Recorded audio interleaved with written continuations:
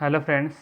आज हम इस वीडियो में भारत के गवर्नर जनरल वायसराय के कार्यकाल में हुए महत्वपूर्ण घटनाओं को देखेंगे। साथ ही यह भी देखेंगे कि भारत के प्रथम एवं अंतिम गवर्नर वायसराय कौन बने और ये सभी पद कब अस्तित्व में आए, इन सब चीज़ों को देखेंगे। ठीक है, तो चलिए फिर शुरू करते हैं। सबसे पहले देखेंगे कि अंग्रेज़ जब भारत आते हैं तो सबसे पहला जो युद्ध होता है ना, कौन सा? प्लासी का युद्ध होता है 1757 में। तो वहाँ पे देखेंगे कि रॉबर्ट क्लाइव जो थे, है ना, उसमें लीड कर रहे थे। तो वहाँ जब उनकी जीत होती है तो सबसे पहले बंगाल का गवर्नर जो बनाया जाता है वो किनको बनाया जाता है? रॉबर्ट क्लाइव को बनाया जाता है। ठीक है, इनका कार्यकाल देखेंगे कि 1757 से लेकर 1760 तक रहता है। उसके बाद फिर ये इनके जगह पर कोई और आते हैं। उसके बाद फिर 1765 से लेकर 1767 तक इनका 2 साल और कार्यकाल चलता है। ठीक है, 2-3 साल। तो आगे देखेंगे हम लोग डिटेल से, जब देखेंगे तो वहाँ भी देखेंगे। ठीक है, लेकिन आपसे पूछा जाए कि बंगाल का प्रथम गवर्नर कौन था, तो रॉबर्ट क्लाइव था। ठीक है, यही पूछा जाए कि बंगाल का अंतिम गवर्नर कौन था, तो वारेन हेस्टिंग थे 1772 से लेकर के 1773 तक। और 1773 में देखेंगे कि रेगुलेटिंग एक्ट आता है और वहाँ पे गवर्नर को नाम बदल करके क्या किया जाता है? Governor general. तो यहाँ देखेंगे कि बंगाल का जो प्रथम गवर्नर जनरल है वो कौन है? वारेन हेस्टिंग है। और फिर 1773 से लेकर 1785 तक ये इनका यहाँ पे शासनकाल चलता है। ठीक है, इसके बाद है बंगाल का अंतिम गवर्नर जनरल। ठीक है, बंगाल का अंतिम गवर्नर जनरल कौन है? लॉर्ड विलियम बेंटिंक, 1828 से लेकर के 1833 तक। इन्हीं के कार्यकाल में देखेंगे आप कि सती प्रथा का उन्मूलन होता है। ठीक है, यानी कि वहाँ से उसको ख़त्म किया जाता है। ठीक है, इसके बाद फिर देखेंगे कि अंतिम गवर्नर जनरल, ये गवर्नर जनरल रहते हैं। उसके बाद फिर भारत का ये पद जो है, जो बंगाल के बारे में पहले बात हो रहा था कि गवर्नर जनरल पहले भारत का बंगाल का तस्वीर था, लेकिन अब ये गवर्नर जनरल पद को पूरे भारत के लिए लागू कर दी जाती है। तो भारत का अगर पूछा जाए कि भारत का प्रथम गवर्नर जनरल कौन है, तो ये है लॉर्ड विलियम बेंटिंक। ठीक है, बंगाल का अंतिम गवर्नर जनरल भी होगा लॉर्ड विलियम बेंटिंक, क्योंकि उसी समय जो गवर्नर जनरल थे कौन थे? लॉर्ड विलियम बेंटिंक थे। तो उसी समय भारत का भी पद, ये भारत का पूरे भारत के लिए ये बना दिया जाता है ये पद गवर्नर जनरल का। तो पूछा जाएगा कि भारत का प्रथम गवर्नर जनरल कौन है, तो ये है लॉर्ड विलियम बेंटिंक, जो 1833 से लेकर 1835 तक फिर ये रहते हैं। ठीक है, इसके बाद फिर भारत का अंतिम गवर्नर जनरल कौन है, तो ये है लॉर्ड कैनिंग। ठीक है, भारत का अंतिम गवर्नर जनरल पूछा जाए तो ये होगा लॉर्ड कैनिंग। इसके बाद फिर इस वर्ड को हटा करके, गवर्नर जनरल का पद हटा करके लाया जाता है वायसराय। तो यहाँ पर अब कहा जाने लगा वायसराय। तो भारत का प्रथम वायसराय कौन था, तो ये था लॉर्ड कैनिंग। ठीक है, 1858 से लेकर 1862 तक ये रहते हैं। इसके बाद फिर आता है भारत का अंतिम वायसराय। ठीक है, भारत का प्रथम वायसराय लॉर्ड कैनिंग, जबकि भारत का अंतिम वायसराय कौन था? लॉर्ड माउंट बेंटन था। ठीक है, फिर से वापस ये देखेंगे कि वायसराय पद को हटा दिया जाता है, फिर से गवर्नर जनरल आ जाता है। लेकिन यहाँ पूछा जा रहा है कि स्वतंत्र भारत का, जब भारत आज़ाद हो जाता है तो गवर्नर जनरल कौन बनता है? Lord Mountbatten. लेकिन यही आपसे अगर पूछ लिया जाए कि स्वतंत्र भारत में कि भारत जब आज़ाद हो जाता है तो स्वतंत्र भारत का प्रथम भारतीय अगर पूछ लिया जाए, सिर्फ पूछा जाए कि भारत का प्रथम गवर्नर जनरल कौन है, तो लॉर्ड माउंटबेटन। लेकिन स्वतंत्र भारत का अगर पूछा जाए कि प्रथम भारतीय कौन थे या फिर अंतिम गवर्नर जनरल कौन थे, तो उनका जवाब होना चाहिए आपका सी राजगोपालाचारी, जो कि 1900 यहाँ पे 58 नहीं होगा, 1948 होना चाहिए, 1948 से लेकर 1950 तक। ठीक है, तो ये आपका कन्फ्यूजन नहीं होना चाहिए कि कब कौन आए, कब वायसराय कहा जाने लगा और कब गवर्नर जनरल, कब गवर्नर कह रहे थे। ठीक है, तो सब कुछ आपके पास यहाँ पे रखा हुआ है। ठीक है, अब हम लोग देखते हैं कि जितने भी वायसराय आए, गवर्नर जनरल आए, तो उनके कार्यकाल में क्या क्या होता है, उन सभी घटनाओं को यहाँ पे देखते हैं। थोड़ा सा उनके कार्यकाल में जो भी इंपॉर्टेंट घटनाएं घटी उनको देखते हैं थोड़ा सा। तो सबसे पहले है प्लासी का विजय। रॉबर्ट क्लाइव के बारे में देखते हैं हम लोग कि क्या क्या हुआ इनके कार्यकाल में। तो इनके कार्यकाल में देखेंगे सबसे पहले कि प्लासी का विजय होता है और इसी के पश्चात बंगाल में ये गवर्नर बना दिया जाता है। ये सबसे देखेंगे कि 1760 में, क्योंकि यहाँ पर ये 1760 से लेकर के 65 तो ये नहीं रहते हैं, तो फिर आते हैं हॉलवेल जो 1760 में आते हैं। यह क्लाइव के बाद बंगाल का स्थानापन्न गवर्नर बनते हैं और इसी ने ब्लैक होल घटना का वर्णन करते हैं। ये ध्यान में रखना है, ब्लैक होल की घटना का वर्णन कौन किए थे, तो ध्यान रखना है हॉलवेल। इसके बाद फिर 1760 से लेकर के 1765 देखेंगे कौन रहते हैं, तो वेनी स्टार्ट रहते हैं। बक्सर के युद्ध के समय जो वेंसी स्टार्ट ही हैं जो बंगाल के गवर्नर रहते हैं। नेक्स्ट है बेरलास्ट, जो 1767 लेकर के 1969 तक रहते हैं। अद्वैत शासन के समय बंगाल का गवर्नर यही रहते हैं। नेक्स्ट है कार्टियर, 1768 से लेकर के 1772 तक बंगाल में द्वैत शासन जारी रहता है। इनके कार्यकाल में देखेंगे कि द्वैत शासन अभी भी जारी रहता है। और बंगाल में आधुनिक भारत का प्रथम अकाल भी इन्हीं के कार्यकाल में होता है, जो कि 1770 में आता है। ठीक है, तो जो भारत का बंगाल में जो आधुनिक भारत का प्रथम जो अकाल होता है वो इन्हीं के कार्यकाल में आता है, ये ध्यान में रखना है। नेक्स्ट है वारेन हेस्टिंग। तो वारेन हेस्टिंग में हम लोग को क्या क्या देखना है, थोड़ा इंपॉर्टेंट पॉइंट में तो देखना है कि कुछ कुछ एक्ट आए थे। तो इंपॉर्टेंट एक्ट जिसे ध्यान रखना है कि 1773 का रेगुलेटिंग एक्ट आता है। ठीक है, और 1774 में पिट्स इंडिया एक्ट आता है। और 1774 में ही कलकत्ता में देखेंगे कि उच्चतम न्यायालय की स्थापना होती है। ठीक है, और बाकी मुगल सम्राट को जो मिल रहा था पेंशन 26 लाख, उसको ये बंद कर देता है। ठीक है, और बाकी 1772 में देखेंगे कि यहाँ बंगाल में जो द्वैध शासन है उसको ये समाप्त करते हैं। ठीक है, और इस पर भी बड़ा इंपॉर्टेंट पॉइंट है कि हेस्टिंग पर जब इंग्लैंड वापस लौट के जाते हैं तो इस पर एक महाभियोग चला जाता है। इसके अलावा कुछ पॉइंट है, जैसे कि 1772 में प्रत्येक जिले में एक फौजदारी व एक दीवानी अदालत स्थापित करते हैं ये। और यह बंगाल का अंतिम गवर्नर तथा प्रथम गवर्नर जनरल था। ठीक है, और इन्हें वारेन हेस्टिंग को न्यायिक सेवा का जनक कहा जाता है। ठीक है, तो वारेन हेस्टिंग के बारे में इतना पॉइंट आपको तो याद रखना ही चाहिए। ठीक है, तो ये सब ध्यान रखना है। 72, 73, 74 वाला जो रेगुलेटिंग एक्ट है, पिट्स इंडिया एक्ट है। ठीक है, और प्रत्येक जिला में एक फौजदारी और एक दीवानी अदालत स्थापित करते हैं। और जो मुगल सम्राट का जो मिल रही थी पेंशन 26 लाख, उसको बंद कर देता है ये। ठीक है, द्वैत शासन को समाप्त कर देता है। और बाकी इस पर फिर वापस जब लौट के जाते हैं तो इस पर कुशासन का आरोप लगता है और इस पर अब महाभियोग भी लगाने का प्रयास किया जाता है, वापस जब लौट के जाता है इंग्लैंड तो। ठीक है, बाकी ये बंगाल का अंतिम गवर्नर था और प्रथम गवर्नर जनरल था। ठीक है, चलिए आगे देखते हैं लॉर्ड कॉर्नवालिस के बारे में।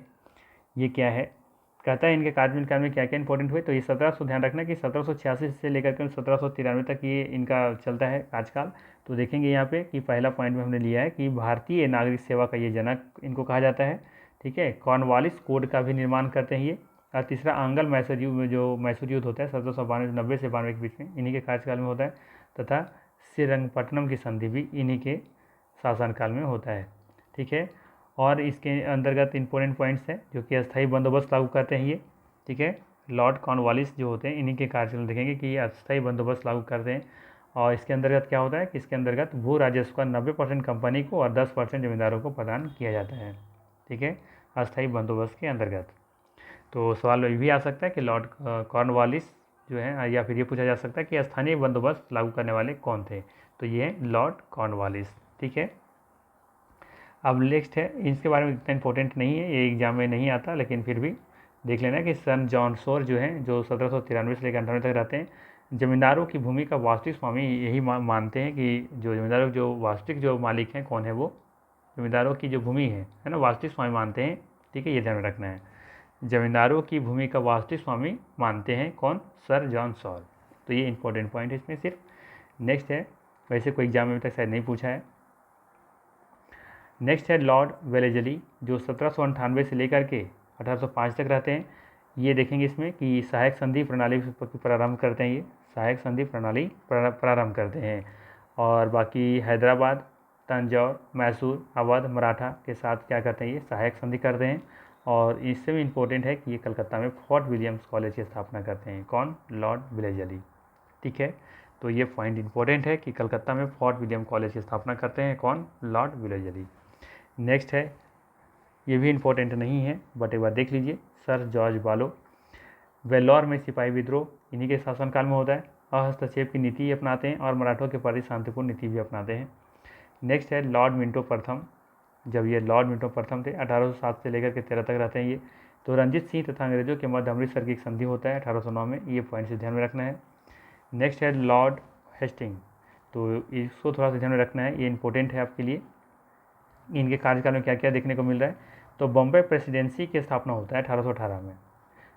बंगाल टेनेंसी एक्ट लागू होता है 1812-22 में, और पिंडारियों का दमन किया जाता है लॉर्ड हेस्टिंग काल में। तो ये 3 इंपॉर्टेंट पॉइंट्स है जो ध्यान में रखना चाहिए आपको, कि पहला कि बम्बई प्रेसिडेंसी की स्थापना होती है 1818 में, और उसके बाद फिर बंगाल टेनेंसी एक्ट लागू होता है, ये इंपॉर्टेंट है, ध्यान रखना है, ये वाला पॉइंट इंपॉर्टेंट है, बंगाल टेनेंसी एक्ट जो लागू होता है 1822 में।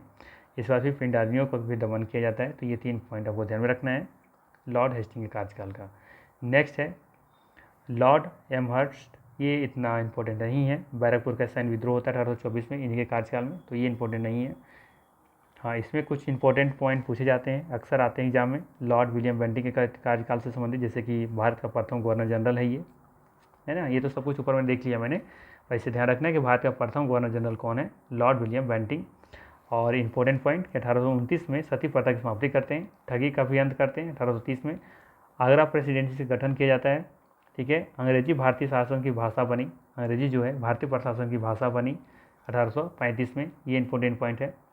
और अंग्रेजी शिक्षा पद्धति पर मैकाले रिपोर्ट लागू होता है, ठीक है, 1835 में ही, ठीक है। 1835 में अंग्रेजी शिक्षा पद्धति पर मैकाले रिपोर्ट लागू होता है, ठीक है। यानी मैकाले ही हैं जो भारत में अंग्रेजी शिक्षा के लिए क्या कहते हैं, वकालत करते हैं। तो ये इंपॉर्टेंट पॉइंट। नेक्स्ट है चार्ल्स मैटकॉफ। इसमें से एक इंपॉर्टेंट पॉइंट आपको ध्यान रखना है, क्या कि इसने प्रेस से नियंत्रण को हटवाया, यानी प्रेस मुक्त करवाया, और उपाधि समाचार पत्रों को मुक्तिदाता इन्हें कहा जाता है। उनको उपाधि दी गई थी समाचार पत्रों के मुक्तिदाता, ठीक है।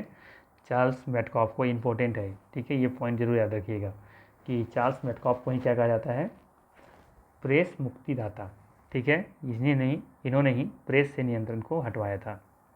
नेक्स्ट है लॉर्ड ऑकलैंड। ये इंपॉर्टेंट नहीं है आपके लिए, बट याद रखेंगे सिर्फ एक पॉइंट इसके लिए कि शेर शाह सूरी के मार्ग का नाम बदल करके जीटी रोड इन्होंने रखा था, ऑकलैंड ने, ठीक है। लॉर्ड ऑकलैंड ने ही शेर सूरी मार्ग का नाम बदल करके जीटी रोड रखा था, यानी कि ग्रैंड ट्रंक रोड, ठीक है। ये ध्यान रखना आपको। एलन ब्रो के बारे में आपको सिर्फ इतनी याद रखना है कि ये दास प्रथा का अंत करते हैं 1843 में, ठीक है। एलन ब्रो के बारे में याद रखना है कि दास प्रथा का अंत करते हैं, ठीक है। ये इंपॉर्टेंट है। लॉर्ड हार्डिंग प्रथम के बारे में, द्वितीय वाला भी इनसे ज़्यादा इंपॉर्टेंट होगा जो आगे हम लोग देखेंगे, लेकिन लॉर्ड हार्डिंग प्रथम जो है इसमें ध्यान में आपको रखना है कि बालिका हत्या और नर बलि प्रथा पर प्रतिबंध लगाया था इन्होंने, ठीक है। बालिका हत्या और नर बलि प्रथा पर प्रतिबंध लगाया था लॉर्ड हार्डिंग प्रथम ने, ठीक है। बाकी तो जानते ही हैं कि कितना इंपॉर्टेंट होने वाला ये लॉर्ड डलहौजी 1848 से लेकर 56 तक ये हैं। क्या क्या किया था इन्होंने, पहला पॉइंट में कि भारतीय नागरिक सेवा हेतु प्रतियोगिता परीक्षा का प्रारंभ किए थे। इंपॉर्टेंट है कि किसने भारतीय नागरिक सेवा की प्रतियोगिता परीक्षा शुरुआत किया था, तो लॉर्ड डलहौजी ने। इन्हें व्यापकगत सिद्धांत लागू किया था, डॉक्ट्रिन ऑफ लैप्स जो होता है, इसको लागू किए थे। इसके अंतर्गत ब्रिटिश साम्राज्य में मिलाए जाने वाले राज्यों का क्रम सतारा, जैतपुर, संबलपुर, बंगाट, उदयपुर, झांसी, नागपुर, इन सब चीज़ों को क्या किया था, इनके ब्रिटिश साम्राज्य में मिलाया था, ठीक है। तो व्यापकगत सिद्धांत जो है लॉर्ड डलहौजी के काल में ही आया था, इन्होंने लागू करवाया था। इस बात को शासन के आधार पर 1856 ईस्वी में अवध का विलय किया था। इस बात है वुड डिस्पैच, ये भी इंपॉर्टेंट है। वुड डिस्पैच कब आया था, 1854 में आया था, लॉर्ड डलहौजी के ही शासनकाल में आया था, ये ध्यान रखना है। और प्रथम जो रेलवे बम्बई जो चला था, बम्बई से थाने, इन्हें नहीं चलवाई थी। नेक्स्ट है कि भारत में डाक एवं तार व्यवस्था की शुरुआत भी इन्होंने ही करवाया था। डाक टिकटों का प्रचलन लोक निर्माण विभाग की स्थापना भी करते हैं, और पेशवा के पेंशन की समाप्ति करते हैं, और गंगा नहर को खोल दिया जाता है 1854 में ही, ठीक है। तो ये सभी इंपॉर्टेंट पॉइंट है जो लॉर्ड डलहौजी के कार्यकाल में देखने को मिलता है, ठीक है। नेक्स्ट है लॉर्ड कैनिंग, ये भी इंपॉर्टेंट है आपके लिए। इसमें से क्या क्या हुआ, भारत का अंतिम गवर्नर जनरल यही थे और भारत का प्रथम वायसराय भी यही बने। 1856 में विधवा पुनर्विवाह अधिनियम लागू किए थे, ठीक है। और 1857 की क्रांति इन्हीं के देखेंगे कार्यकाल में हुआ था, है ना, 1857 की क्रांति। नेक्स्ट है लॉर्ड कैनिंग। लॉर्ड कैनिंग भी अब इम्पोर्टेंट है, ये अब वायसराय के रूप में है। तो भारत सरकार अधिनियम के द्वारा कंपनी के शासन की समाप्ति तथा भारत का प्रत्यक्ष नियंत्रण ब्रिटिश ताज को क्या किया जाता है, हस्तांतरित किया जाता है, और व्यापकगत सिद्धांत की समाप्ति किए जाते हैं, है ना। व्यापकगत सिद्धांत की समाप्ति की जाती है यहाँ पे। और इसको लागू कौन किए थे, लॉर्ड डलहौजी ने इसको लागू किया था। और व्यापकगत सिद्धांत की समाप्ति कौन करते हैं, लॉर्ड कैनिंग, ठीक है। इसके बाद फिर देखेंगे कि पोर्टफोलियो प्रणाली प्रारंभ करते हैं। इसके बाद फिर भारतीय दंड संहिता 1957 तथा नागरिक दंड प्रक्रिया सहित 1859 तथा नागरिक विधि संहिता 1861 का निर्माण करते हैं, ठीक है, लॉर्ड कैनिंग। इसके बाद है, ये इंपॉर्टेंट नहीं है उतना, ठीक है, लॉर्ड एर्गिन प्रथम, ये वहाबी आंदोलन का दमन किए थे, बस ये इतनी याद रखना है लॉर्ड एर्गिन के बारे में। इसके बाद में आता है सर जॉन लॉरेंस के बारे में, तो ये घेरे की नीति का प्रतिपादक थे, ठीक है। और भारत और यूरोप के बीच प्रथम समुद्री टेलीग्राफ सेवा प्रारंभ होता है, ठीक है, 1865 में। उड़ीसा में 1866 में, राजपूताना एवं बुंदेलखंड 1878 में अकाल पड़ता है, ठीक है। और कैंपबेल के नेतृत्व में अकाल आयोग का फिर गठन किया जाता है। तो कोई खास इंपॉर्टेंट नहीं है, लेकिन ध्यान रखना है फिर भी। नेक्स्ट है लॉर्ड मेयो, ठीक है, ये इंपॉर्टेंट है। इसमें एक दो पॉइंट इंपॉर्टेंट है, जैसे कि भारतीय सांख्यिकी सर्वेक्षण, यहाँ पे थोड़ा सा संरक्षण होना चाहिए था, तथा कृषि एवं वाणिज्य विभाग की स्थापना किया जाता है। केंद्र तथा प्रांतों के मध्य राजस्व बंटवारे की नई प्रणाली प्रारंभ की जाती है।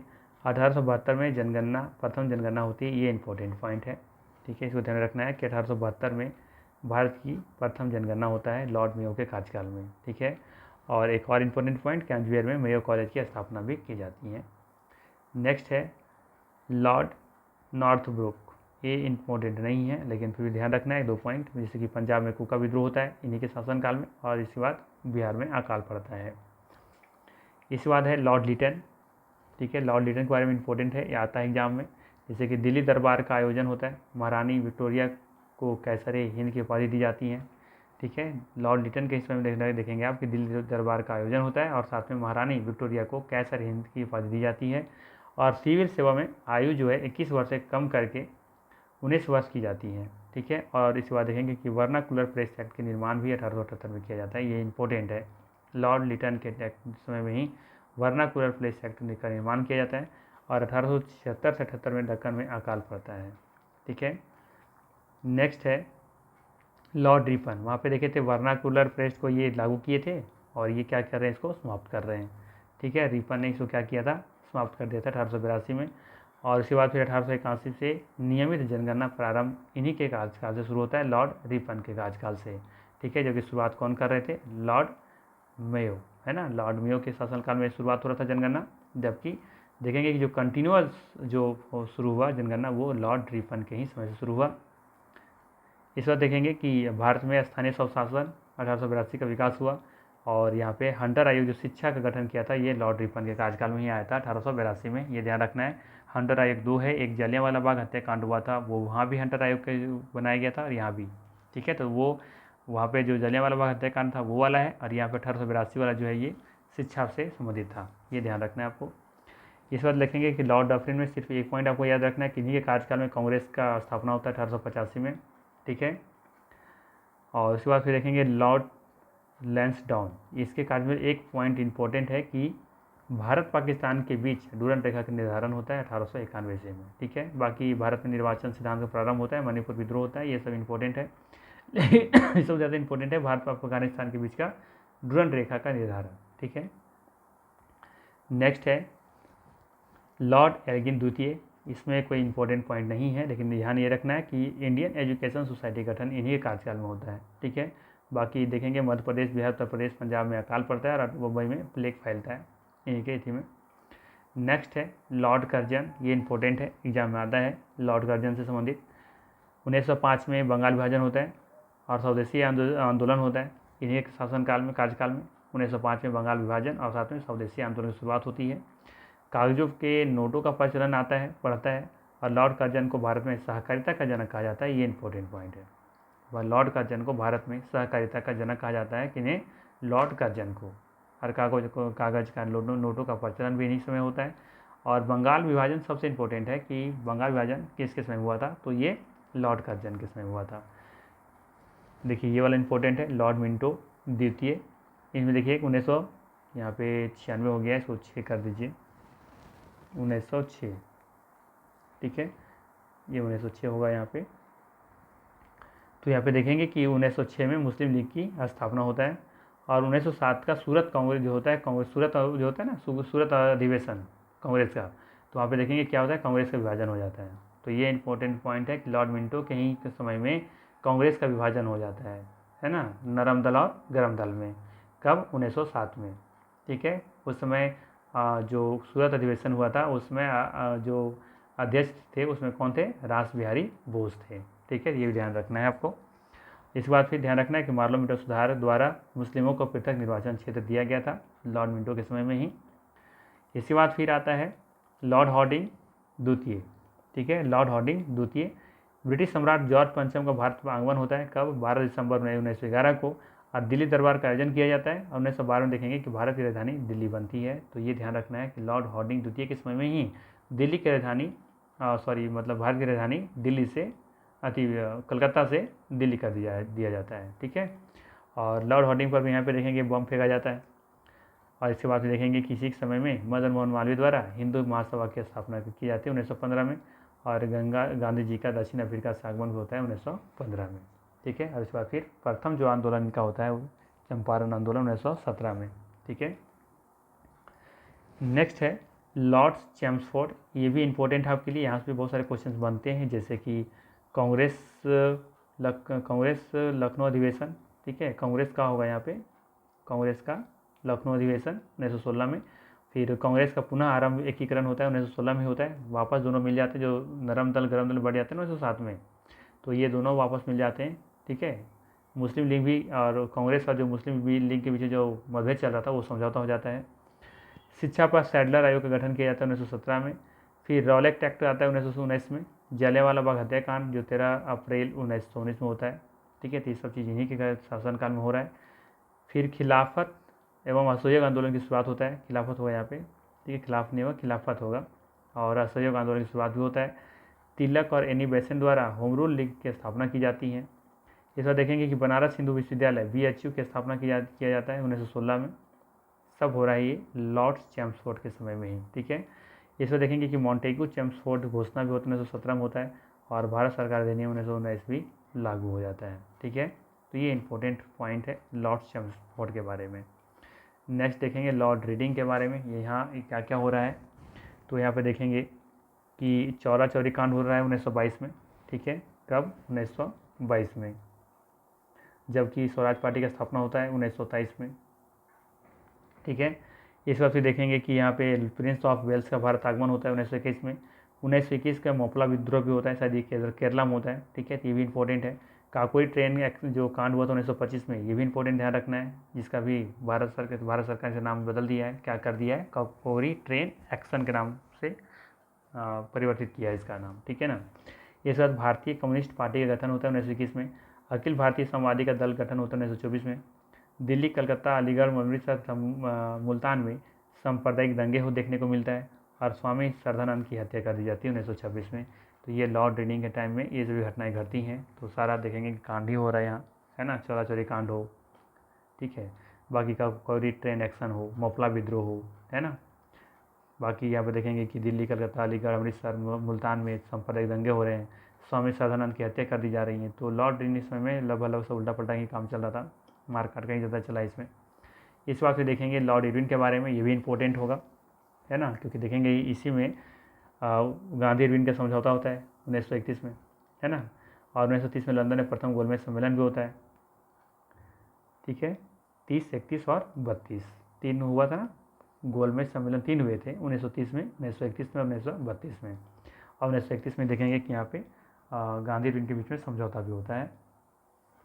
इसे देखेंगे शारदा अधिनियम लागू होता है। साइमन कमीशन का भारत आगमन होता है 1928 में। नेहरू रिपोर्ट भी सौंपी जाती है 1928 में।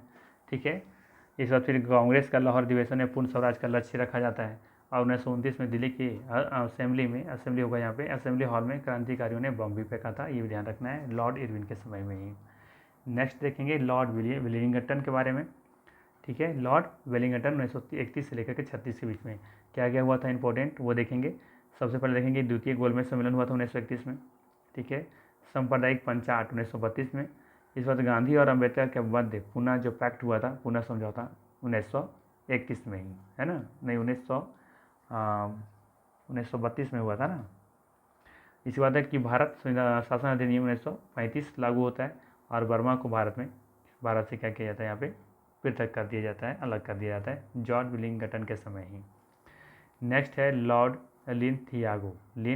लिथागो के बारे में देखेंगे, क्या क्या हुआ, प्रांतीय चुनाव हुआ।